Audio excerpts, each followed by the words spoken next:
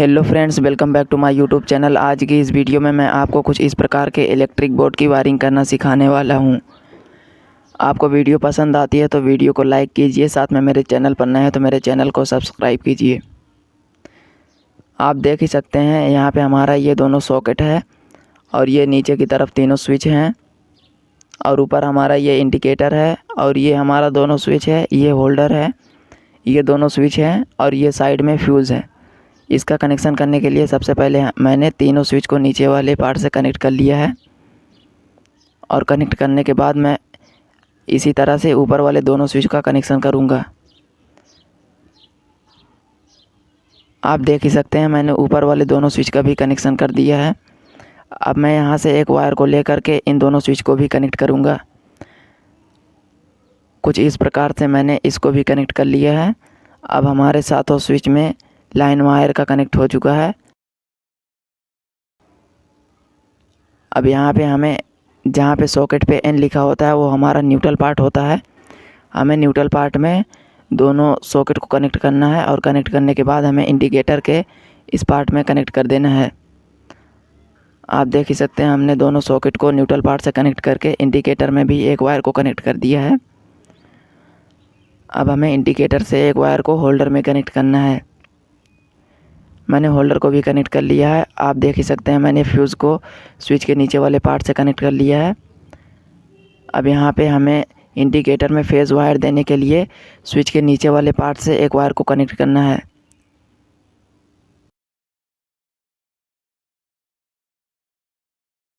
मैंने कुछ इस प्रकार से वायर को कनेक्ट कर लिया है। स्विच के नीचे वाले पार्ट से इंडिकेटर के फेस टर्मिनल में कनेक्ट करना होगा। अब यहाँ से हमें एक वायर को निकालना है जो कि हमारा मेन वायर का न्यूट्रल सप्लाई है, इंडिकेटर के नीचे वाले पार्ट से निकला है। अब हमें इस स्विच को इस होल्डर के साथ कनेक्ट करना है जिससे कि ये स्विच हमारा इस होल्डर के लिए वर्क करे।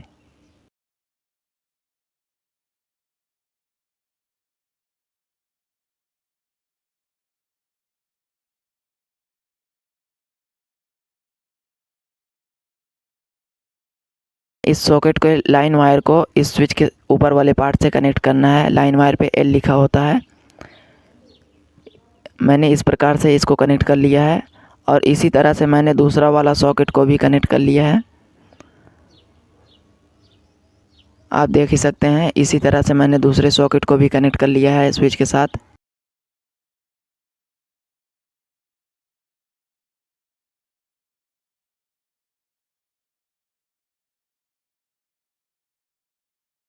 हमारे इस बोर्ड के अंदर की वायरिंग हो चुकी है।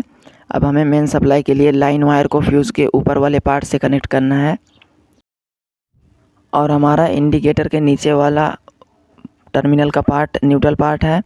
अब हमारा दोनों मेन सप्लाई के लिए वायर निकल चुका है। हमारे बोर्ड की वायरिंग हो चुकी है। आप मेरे चैनल पर नए हैं तो मेरे चैनल को सब्सक्राइब कीजिए और वीडियो अच्छा लगता है तो वीडियो को लाइक कीजिए।